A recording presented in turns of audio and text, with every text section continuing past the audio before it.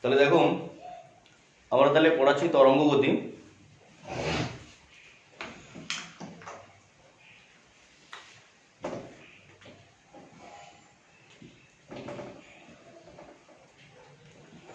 Wave motion.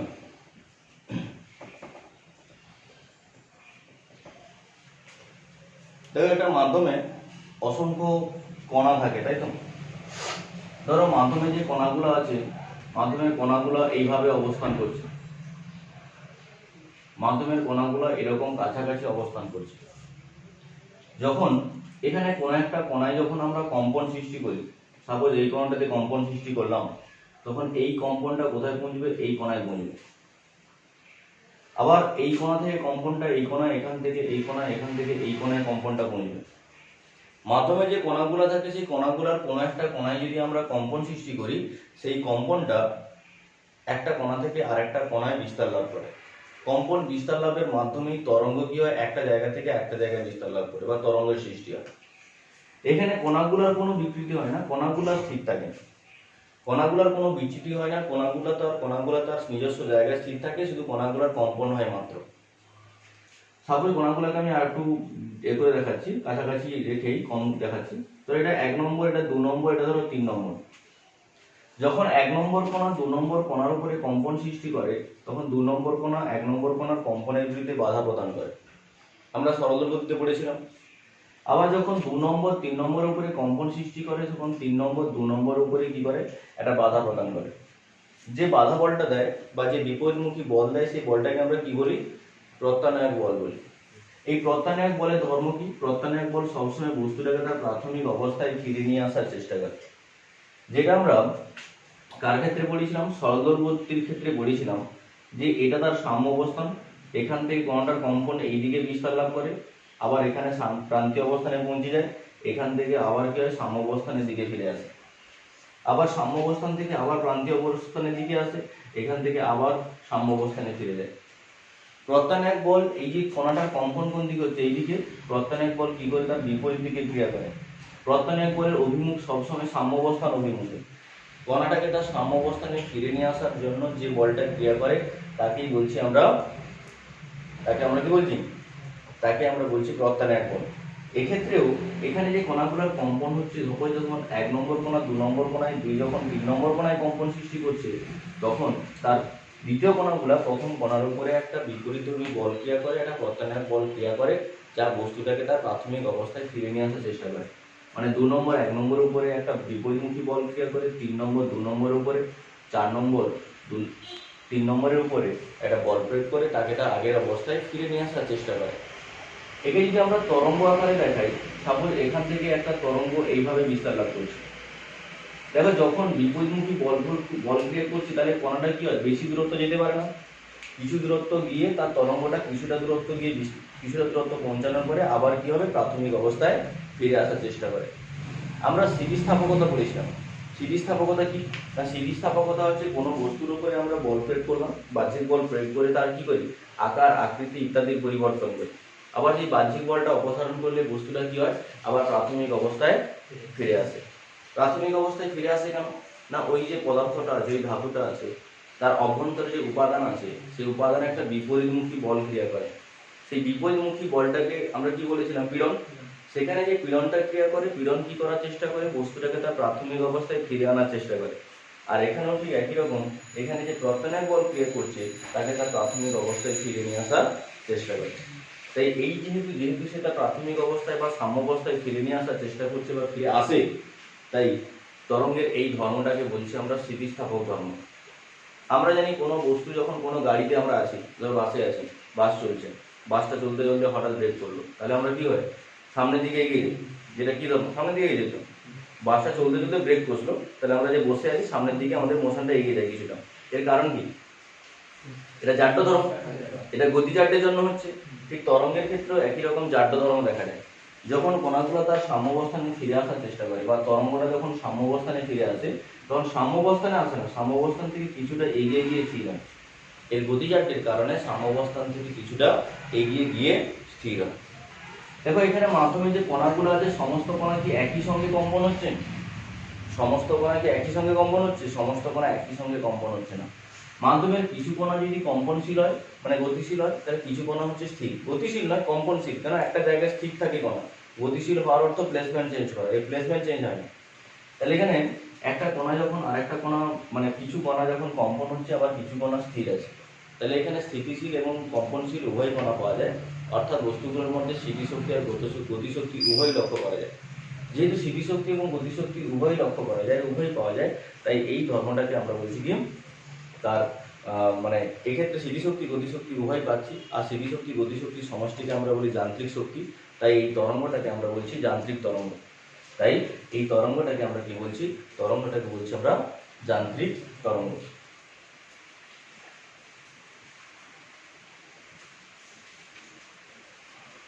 এবার দেখুন একটা মাধ্যমে যে কণাগুলো থাকে, মাধ্যমের কণাগুলো অসংখ্য স্তরে স্তরে স্তরীভূত থাকে।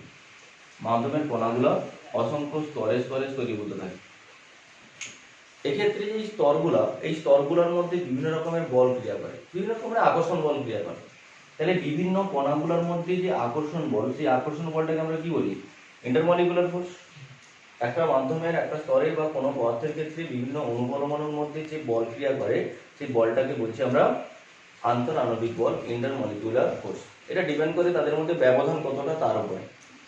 তাহলে এখানে এদের মধ্যে আকর্ষণ বল যদি বেশি হয় তখন কি করবে, আর আকর্ষণ বল কম হলে কি করবে না, আকর্ষণ বল বেশি কোন পদার্থের ক্ষেত্রে, অণুপরমাণুগুলোর মধ্যে আকর্ষণ বল বেশি হয় কোন পদার্থের ক্ষেত্রে, কঠিন পদার্থের ক্ষেত্রে।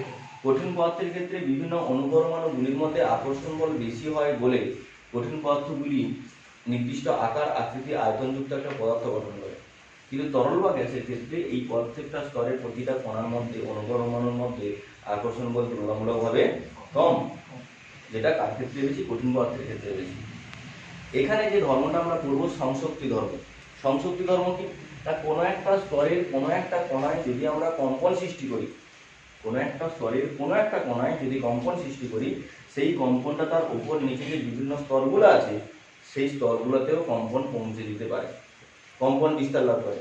তুমি যদি এই স্তরে কম্পন সৃষ্টি করো, তাহলে এখানে যেমন কম্পন এই স্তরগুলোর মধ্যে যেমন কম্পন হবে, মানে এই স্তরে কণাগুলোতে যেমন কম্পন হবে, এর উপরে বা এর নিচে যে স্তরগুলো আছে সেই স্তরগুলোতেও কম্পন পৌঁছতে পারে। কি বলে বোঝা গেছে? এটা হচ্ছে সংশক্তি ধর্ম। কিন্তু এটা সমস্ত পদার্থের ক্ষেত্রে হয় না। যে পদার্থের ক্ষেত্রে আকর্ষণ বলটা বেশি অণুপরমাণুর মধ্যে, তার ক্ষেত্রে এটা সম্পন্ন হয়। যেমন আকর্ষণ বল বেশি কোন পদার্থের ক্ষেত্রে, কঠিন পদার্থের ক্ষেত্রে। তাই কঠিন পদার্থের ক্ষেত্রে কেবলমাত্র যে স্তরে কম্পনটা রাখবে, কম্পন সৃষ্টি করবে, তার উপরের স্তর বা তার নিচের স্তরে কোনাতে কম্পন হবে। কার ক্ষেত্রে হবে? শুধুমাত্র কঠিন পদার্থের ক্ষেত্রে। কিন্তু তরল বা গ্যাসের ক্ষেত্রে কিন্তু উপরের স্তর বা নিচের স্তরে কণাগুলোতে কম্পন পৌঁছায় না, কেন? এদের মধ্যে আকর্ষণ বল বেশি নেই, আকর্ষণ বল কম, তাই এদের ক্ষেত্রে এই কম্পনটা উপর বা নিচের স্তরগুলোতে পৌঁছায় না। এর ব্যাখ্যাটা আমি লাস্টে করছি আরো, আমরা তরঙ্গ, অনুদৈর্ঘ্য তরঙ্গ, তির্যক তরঙ্গের ব্যাখ্যা দেবো, তাহলে সেখান থেকে বোঝা যাবে। তাহলে এখান থেকে আমরা কি বললাম, যেটা বলেছিলাম যে মাধ্যমের কণাগুলো কি, মাধ্যমে অসংখ্য কণা থাকে, সেই কণাগুলোতে যখন আমরা কম্পন সৃষ্টি করি, সেই কম্পনটা একটা জায়গা থেকে আরেকটা জায়গায় বিস্তার লাভ করে। আর কম্পনটা বিস্তার লাভের মাধ্যমে কি হয়, তরঙ্গের উৎপত্তি হয়। তরঙ্গ যখন মাধ্যমের মধ্যে দিয়ে বিস্তার লাভ করে, সেখানে কণার কম্পন হয়। সেক্ষেত্রে কণাগুলির কিছু স্থিতিশীল কণা মানে কম্পনশীল কণা থাকে, কিছু স্থির কণা থাকে। এক্ষেত্রে স্মৃতিশক্তি গতিশক্তি উভয় লক্ষ্য করা যায়। অর্থাৎ তরঙ্গের একটা ধর্ম হচ্ছে যান্ত্রিক তরঙ্গ। কেন? স্মৃতিশক্তি আর গতিশক্তির সমষ্টি হচ্ছে যান্ত্রিক শক্তি। তরঙ্গের ক্ষেত্রে যেহেতু যান্ত্রিক শক্তি লক্ষ্য করা যায়, তাই তরঙ্গের ধর্মটাকে, এই ধর্মটাকে আমরা বলছি যান্ত্রিক ধর্ম, বা তরঙ্গকে বলছি, তরঙ্গ হচ্ছে যান্ত্রিক তরঙ্গ।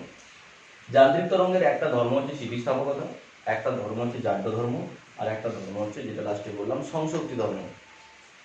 ওকে, দেখো এখানে যে ঘটনাটা আমি দেখাচ্ছিলাম, তাহলে এটা সরল গতি সম্পন্ন কণার ক্ষেত্রে যা হয়, মাধ্যমের কণাগুলো বাধা দিচ্ছে, তার ফলে সে কি হচ্ছে, মাধ্যমের কণাগুলো তাকে পত্তনের বল ক্রিয়া করে, তার ফলে সে সাম্যাবস্থানে ফিরে আসার চেষ্টা করে। ঠিক এখানে সরল গতির ক্ষেত্রে একই রকম হয়েছিল। যেমন দোলক ঘড়ির পেন্ডুলাম, এখানে সাম্যাবস্থায় আছে, এখান থেকে একটা দূরত্ব কিছুটা যাওয়ার পরে আবার কি হয়, সাম্যাবস্থানে ফিরে আসে, এখান থেকে আবার একটা দিকে যায়, সেখান থেকে কিছুটা যাওয়ার পরে আবার ফিরে আসে। তাহলে এরকম একটা জায়গার মধ্যে বারবার আবদ্ধ থেকে তার দোলন সম্পন্ন হয়। এক্ষেত্রে তরঙ্গের ক্ষেত্রেও একই রকম হয়। তরঙ্গের এখান থেকে এই যে অবস্থানটা, প্রথমে এটা সাম্যাবস্থান, সাম্যাবস্থান থেকে এখান থেকে এখানে এলো, মানে এটা যেটা দেখাচ্ছে কোনটা, দেখো এটা এই পর্যন্ত, ধরো এখান থেকে এই পর্যন্ত, আবার এরপরে কি হচ্ছে, আবার এখানে ফিরে আসছে, মানে আবার সাম্যাবস্থানে ফিরে আসছে, সাম্যাবস্থান থেকে আবার কিছু একটা দূরত্ব আসছে, সেটা এখান থেকে এটা, এখান থেকে আবার কোথায় আসছে, আবার আগের অবস্থায় ফিরে আসছে, সাম্যাবস্থানে। তরঙ্গ যেহেতু সরলদল গতি সম্পন্ন কণার ধর্মগুলি মেনে চলে, তাই এই তরঙ্গকে আমরা বলছি সরল দোল তরঙ্গ।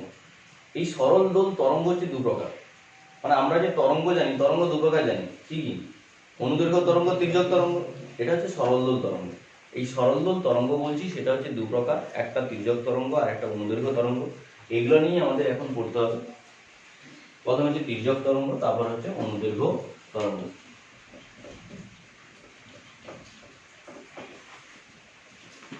দেখো বলছি তির্যক তরঙ্গ, তাই তো, তির্যক তরঙ্গের ক্ষেত্রে ধরুন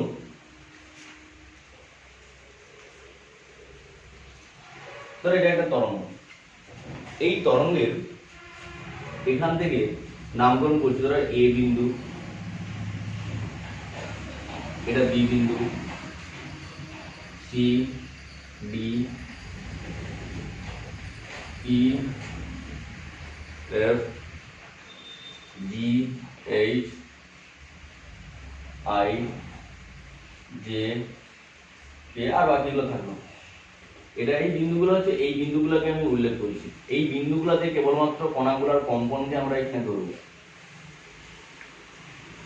এই বিন্দুগুলোতেই কণার কম্পনকে আমরা ধরব।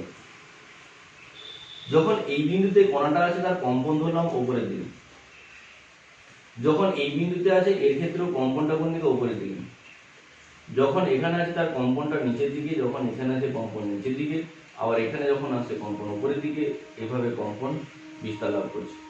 এগুলো কার কম্পন, এগুলো কণার কম্পন। এই যে কম্পনগুলো দেখানো হচ্ছে, এই কম্পনগুলো কার কম্পন, এই কম্পনগুলো হচ্ছে কণার কম্পন। তাহলে এখানে যে তরঙ্গটা আমি দেখালাম উপরে, এক্ষেত্রে এই বিন্দুতে কণার কম্পন কোন দিকে, উপরের দিকে, যখন এখানে আসছে কণার কম্পন কোন দিকে, উপরের দিকে। তাহলে কণাটার কম্পন যখন এই পর্যন্ত পৌঁছে, তখন তরঙ্গ কত দূর বিস্তার লাভ করছে, এখান থেকে এই পর্যন্ত, মানে এটা দেখাচ্ছে যখন কণাটার কম্পন এখানে পৌঁছে, কম্পন কোন দিকে, নিচের দিকে, তখন তরঙ্গ কতটা বিস্তার লাভ করছে, তরঙ্গ এই পর্যন্ত বিস্তার লাভ করছে। যখন কণার কম্পন এখানে পৌঁছে, তখন তরঙ্গ এই পর্যন্ত বিস্তার লাভ করছে। যখন কণার কম্পন এখানে পৌঁছে, তখন তরঙ্গ বিস্তার লাভ করছে এখান থেকে এই পর্যন্ত। তাহলে কণার কম্পনের অভিমুখ তো উপরের দিকে বা নিচের দিকে, আর তরঙ্গ বিস্তার অভিমুখ কোন দিকে, এইভাবে বাম দিক থেকে ডান দিকে। তাহলে এদের মধ্যবর্তী কোণ কত, এদের মধ্যবর্তী কোণ হচ্ছে 90 ডিগ্রি। যদি কণার কম্পনের অভিমুখ আর তরঙ্গ বিস্তারের অভিমুখ যদি পরস্পরের সমকোণে থাকে, তখন সেই তরঙ্গটাকে বলছি আমরা তির্যক তরঙ্গ। কণার বিস্তারের অভিমুখ বা কণার কম্পনের অভিমুখ যেটা উপর দিকে বা নিচের দিকে, আর তরঙ্গ বিস্তারের অভিমুখ বাম দিক থেকে ডান দিকে, এদের মধ্যবর্তী কোণ যদি 90 ডিগ্রি হয়, তখন সেই তরঙ্গটাকে আমরা বলবো তির্যক তরঙ্গ। এই তির্যক তরঙ্গের ক্ষেত্রে দেখো, আমি যদি এখান থেকে বলি, এখানে কণাটার কম্পন কোন দিকে, উপরের দিকে, কণাটা উপরের দিকে পরপর দূরত্ব বাড়ছে না, এই যে রেখাটা, এই রেখাটা হচ্ছে সাম্যাবস্থান। সাম্যাবস্থান, সাম্যাবস্থানের উপরের দিকে দূরত্ব পরপর বাড়তে বাড়তে ধরো এই বিন্দুতে সর্বোচ্চ হয়েছে, আবার দূরত্ব কমতে কমতে কমতে কমতে কমতে কমতে এখানে কি হচ্ছে, সর্বনিম্ন হচ্ছে। তাহলে এই বিন্দুতে কণার বিস্তার, এই যে দূরত্বটা সর্বাধিক দূরত্ব, কণার কম্পনটা হয়েছে এই পর্যন্ত, তাহলে এই বিস্তারটাকে, এই দূরত্বটাকে বলছি বিস্তার। এটা কার বিস্তার, এটা কণার বিস্তার, এটা কণার বিস্তার। আবার তরঙ্গটা যদি এখানে দেখি, এখানে কণাটা সর্বাধিক কতটা বিস্তার হবে, এটা কোন দিকে হচ্ছে, নিচের দিকে, আবার এখানে কমতে কমতে কমতে কমতে শূন্য, এই দিকটাও কমতে কমতে শূন্য, কিন্তু এই বিন্দুতে সর্বোচ্চ। এই অংশের বিস্তারটাকে যদি প্লাসে ধরি, এটা তার বিপরীত দিকে বলে, এটাকে ধরবো মাইনাসে। সর্বাধিক বিস্তার, এরপর অ্যামপ্লিটিউড, তাই এ দিয়ে ব্যাখ্যা করা হচ্ছে এখানে। তাহলে এটা কার বিস্তার, এটা তরঙ্গের কণার বিস্তার। কণার বিস্তার কি না, সাম্যাবস্থান থেকে কণাটি উপরের দিকে বা নিচের দিকে সর্বাধিক যে দূরত্ব অতিক্রম করবে, সেটা হচ্ছে কণার বিস্তার। আর একটা বিন্দু থেকে, কোনো একটা নির্দিষ্ট জায়গা থেকে তরঙ্গ কোনো একটা দিকে সর্বাধিক যে দূরত্ব অতিক্রম করবে, একটা নির্দিষ্ট বিন্দু থেকে কোনো একটা দিকে তরঙ্গ সর্বাধিক যে দূরত্ব অতিক্রম করবে, সেই দূরত্বটাকে বলছি তার তরঙ্গের বিস্তার। মানে তরঙ্গ যতদূর পর্যন্ত যাবে সেটা তরঙ্গের বিস্তার, আর ওপর নিচে বিস্তারটা হচ্ছে কণার বিস্তার। বোঝা গেল? এখন দেখো এখানে এ বিন্দু আর ই বিন্দু, এ বিন্দু ই বিন্দু, এই দুটো বিন্দুর ক্ষেত্রে বলো এ বিন্দুতে আর ই বিন্দুতে কণার কম্পন কোন দিকে হচ্ছে? একই দিকে হচ্ছে, উপরের দিকে। আর এই দুটো বিন্দুতে বিস্তার কত? কণার বিস্তার কত? এ বিন্দুতে আর ই বিন্দুতে কণার বিস্তার কত? 0। এই রেখার উপরে সমস্ত বিন্দুতে কণার বিস্তার হচ্ছে 0। আবার যদি বি বিন্দু আর এফ বিন্দু বলি, বি বিন্দু আর এফ বিন্দু, এই দুটো বিন্দুর ক্ষেত্রে বলো বি বিন্দু আর এফ বিন্দুর ক্ষেত্রে বিস্তার কত? সর্বোচ্চ এ প্লাস এ। আর কণার কম্পন কোন দিকে? একই দিকে হচ্ছে, উপরের দিকে। আবার যদি বলি সি আর জি, সি বিন্দু আর জি বিন্দু, তাহলে এই দুটো বিন্দুর ক্ষেত্রে দেখো এই দুটো বিন্দুর ক্ষেত্রে কণার কম্পনটা নিচের দিকে হচ্ছে, আর বিস্তার কত? 0।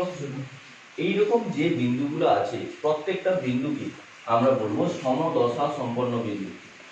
এই প্রত্যেকটা বিন্দুকে বলবো সমদশা সম্পন্ন বিন্দু। যে সমস্ত বিন্দুগুলিতে কণার কম্পনের অভিমুখ একই, সঙ্গে সঙ্গে বিস্তারটাও একই, সেটা সর্বোচ্চ হতে পারে, সর্বনিম্ন হতে পারে। যে সমস্ত বিন্দুতে কণাগুলির কম্পনের অভিমুখ এবং বিস্তার একই, সেই বিন্দুগুলোকে বলছি আমরা সমদশা সম্পন্ন বিন্দু।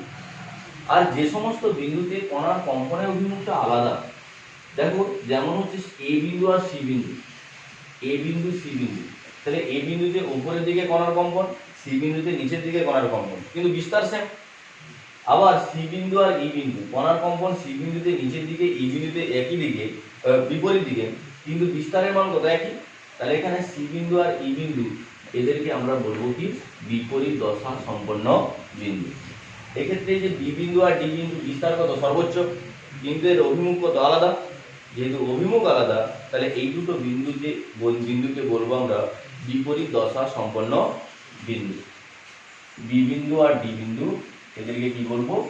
বিপরীত দশা সম্পন্ন বিন্দু।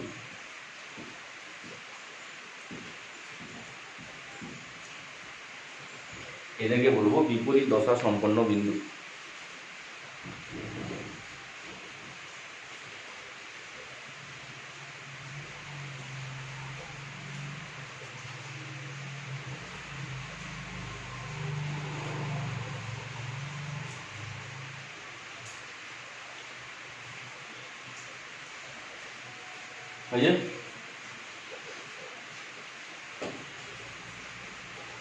এবার এই তরঙ্গগুলির মধ্যে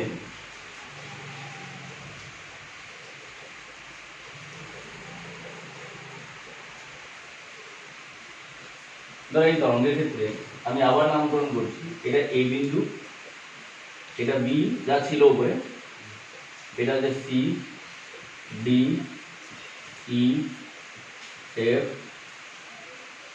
ধরো জি। এখানে যে এ বিন্দু আর ই বিন্দু, এই দুটো কি বিন্দু? সমদশা সম্পন্ন বিন্দু। এই দুটি সমদশা সম্পন্ন বিন্দুর মধ্যে তরঙ্গ যে অবস্থান করে, এই দুটি সমদশা সম্পন্ন বিন্দুর মধ্যে তরঙ্গ যে অবস্থান, এই তরঙ্গটাকে বলবো আমরা পূর্ণ তরঙ্গ। পরপর দুটি সমদশা সম্পন্ন বিন্দুর মধ্যবর্তী তরঙ্গ, সেটা হচ্ছে পূর্ণ তরঙ্গ। তাহলে এই দুটো সমদশা সম্পন্ন বিন্দু, এখানে বি এবং এফ, এই দুটো কি সমদশা সম্পন্ন নয়? এই দুটো বিন্দু সমদশা সম্পন্ন বিন্দু। তাহলে এই দুটি বিন্দুর মধ্যে যে তরঙ্গ আছে, এই তরঙ্গটা হচ্ছে পূর্ণ তরঙ্গ। এই তরঙ্গটা হচ্ছে পূর্ণ তরঙ্গ। এই পূর্ণ তরঙ্গের দৈর্ঘ্যকে আমরা ল্যামডা দিয়ে প্রকাশ করি। এই পূর্ণ তরঙ্গের দৈর্ঘ্যকে আমরা ল্যামডা দিয়ে প্রকাশ করি। পরপর দুটি সমদশা সম্পন্ন বিন্দু অনেক আছে, কিন্তু আমাদের নিতে হবে কি? পরপর দুটি সমদশা সম্পন্ন বিন্দুর মধ্যবর্তী যে তরঙ্গ, সেই তরঙ্গটা হচ্ছে পূর্ণ তরঙ্গ। এখানে এ এবং ই সমদশা সম্পন্ন বিন্দু, তাহলে এ এবং ইর মধ্যে একটা পূর্ণ তরঙ্গ আছে। এক্ষেত্রে বি এবং এফ দুটো সমদশা সম্পন্ন বিন্দু, এর মধ্যে পূর্ণ তরঙ্গ আছে। এই পূর্ণ তরঙ্গের দৈর্ঘ্যকে আমরা তরঙ্গ দৈর্ঘ্য ল্যামডা দিয়ে প্রকাশ করি। পূর্ণ তরঙ্গের দৈর্ঘ্যকে বলা হয় তরঙ্গ দৈর্ঘ্য, যে তরঙ্গ দৈর্ঘ্যকে আমরা কি দিয়ে প্রকাশ করি? ল্যামডা চিহ্ন দিয়ে প্রকাশ করি। এরপরে আমরা জানি যে তরঙ্গ এখান থেকে ধরো এই পর্যন্ত, এটা তার বিস্তার, বা তরঙ্গ কতটা এসেছে এখান পর্যন্ত, এটা তরঙ্গের বিস্তার। আর কণাটা এই যে রেখাটা আছে মানে সাম্যাবস্থান, এখান থেকে উপরের দিকে বা নিচের দিকে যে দূরত্বটা অতিক্রম করছে সেটা তার বিস্তার, মানে কণার বিস্তার, মানে হচ্ছে কণার বিস্তার। বুঝা গেল কি বললাম? তারপরে তো আমরা পর্যায়কাল, কম্পাঙ্ক ইত্যাদি ইত্যাদি জানি নাকি? পর্যায়কাল কি না, একটা পূর্ণ তরঙ্গ অতিক্রম করতে যে সময়, মানে এখানে যে পূর্ণ তরঙ্গ আছে মানে ল্যামডা দূরত্ব, এই ল্যামডা দূরত্ব অতিক্রম করতে যে সময় লাগবে সেটাই হচ্ছে তার পর্যায়কাল। এখান থেকে এই পর্যন্ত, এখান থেকে এই পর্যন্ত তরঙ্গটার আসতে যে সময় লাগবে সেটা তার পর্যায়কাল।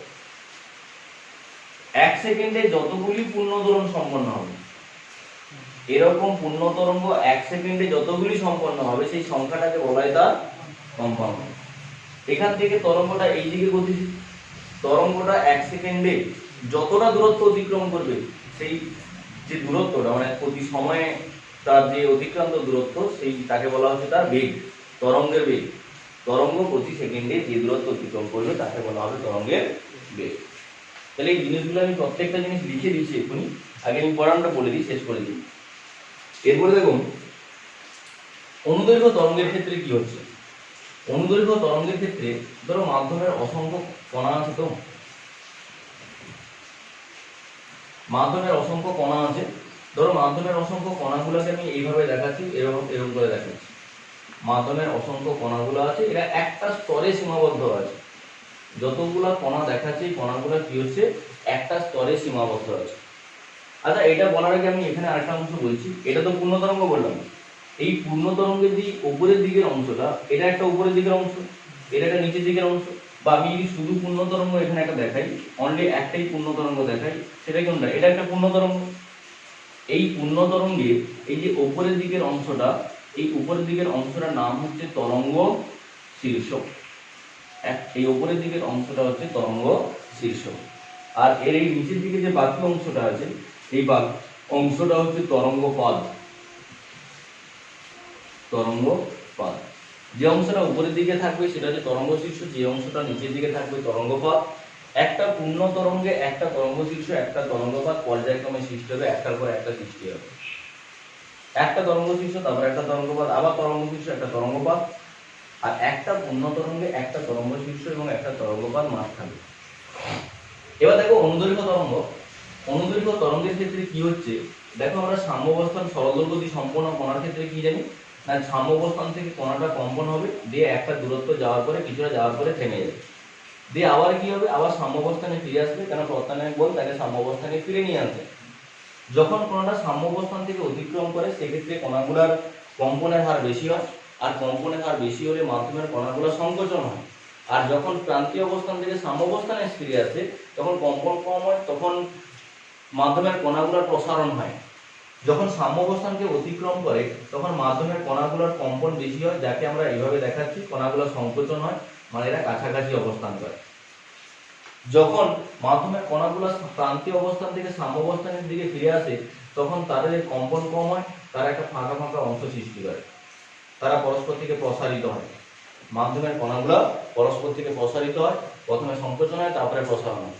এরকম ক্রমাগত সংকোচন প্রসারণের মাধ্যমে মাধ্যমের কণাগুলোর কম্পন একটা জায়গা থেকে আরেকটা জায়গায় বিস্তার লাভ করে। তাহলে এরপরে আবার কণাগুলোর কি হবে, সংকোচন হবে, এরপরে সংকোচন হবে, আবার কিছুক্ষণ পরে কণাগুলোর কি হবে, আবার প্রসারণ হবে। এইভাবে সংকোচন প্রসারণের মাধ্যমে তরঙ্গ একটা জায়গা থেকে আরেকটা জায়গায় বিস্তার লাভ করে। কিন্তু এক্ষেত্রে কণার কম্পন কোন দিকে হচ্ছে, এই দিকে কণার কম্পন হচ্ছে, আর তরঙ্গটা কোন দিকে বিস্তার লাভ করছে, তরঙ্গ এই দিকে বিস্তার লাভ করছে। তাহলে কণার কম্পন যেদিকে হচ্ছে তরঙ্গ গতির বিস্তারও সেই দিকে হচ্ছে। তাহলে কণার কম্পনের অভিমুখ আর তরঙ্গের অভিমুখ, তরঙ্গের বিস্তারের অভিমুখ একই দিকে হচ্ছে। যেহেতু কণার কম্পনের অভিমুখ এবং তরঙ্গ বিস্তারের অভিমুখ একই দিকে হচ্ছে, মানে সমান্তরাল হচ্ছে, তাই এই তরঙ্গটাকে বলছি আমরা অনুদৈর্ঘ্য তরঙ্গ। এই অনুদৈর্ঘ্য তরঙ্গের ক্ষেত্রে এই যে কাছাকাছি অংশটা, এই সংকোচনশীল যে অংশটা, এর নাম হচ্ছে ঘনীভবন, এর নাম হচ্ছে ঘনীভবন। আর যে ফাঁকা অংশটা এর নাম হচ্ছে তনুভবন। একটা ঘনীভবন আর একটা তনুভবন। মাধ্যমের কণাগুলোতে এরকম ঘনীভবন এবং তনুভবন, এরকম ঘনীভবন এবং তনুভবন ক্রমান্বয়ে সৃষ্টি হয়, পরপর সৃষ্টি হয়।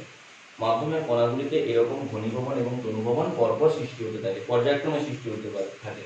আর একটা ঘনীভবন এবং একটা তনুভবন মিলিতভাবে সৃষ্টি করে একটা পূর্ণ তরঙ্গ। একটা ঘনীভবন এবং একটা তনুভবন মিলিতভাবে সৃষ্টি করে একটা পূর্ণ তরঙ্গ। বোঝালো কি বলো?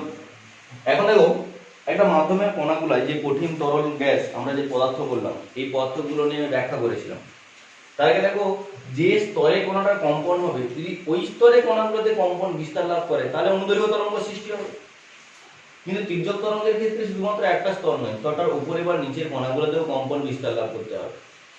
তাহলে একটা মাধ্যমে যদি কণাগুলো এরকম হয়, এগুলো কয়েকটা কণা, এর নিচে আবার কয়েকটা স্তরে কণা আছে, এর নিচে কয়েকটা স্তরে কণা আছে, তাহলে এদের মধ্যে তিনটা স্তর আছে, এরকম তিনটা স্তর ধরলাম। তাহলে অনুদৈর্ঘ্য তরঙ্গের ক্ষেত্রে যে কোনো একটা স্তরে কম্পন হলেই হবে, কিন্তু তির্যক তরঙ্গের ক্ষেত্রে আমরা যে স্তরে কম্পন সৃষ্টি করব সেই স্তরটার উপরে বা নিচের স্তরগুলোতে কম্পন পৌঁছতে হবে।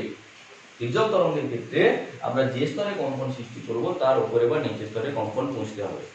তাহলে কেবলমাত্র কঠিন পদার্থের ক্ষেত্রে কি হয় না, বিভিন্ন স্তরে কণাগুলোর মধ্যে আকর্ষণ বল বেশি, সংশক্তি বল বেশি, ইন্টারমলিকুলার ফোর্স বেশি।